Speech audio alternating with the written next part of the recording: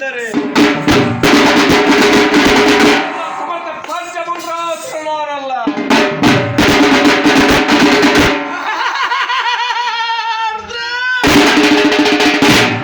ಹೇಳಲಿಕ್ಕೆ ಉಸಿರೇ ಬಾರದಂತಿರುವ ಈ ನಿನ್ನಂತ ನರಪಿಳ್ಳಿಗಳಿಗೆ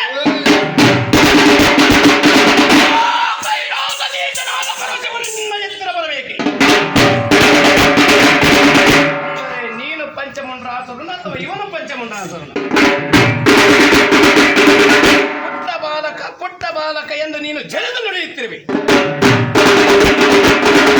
ಈ ಪುಟ್ಟ ಬಾಲಕನ ಕೂಡ ಇಬ್ಬಿಬ್ಬರು ಬಂದು ವಾದವ ಮಾಡುತ್ತಿರುವಿರಲ್ಲ, ನಾಚಿಕೆಯಾಗುವುದಿಲ್ಲವೇ?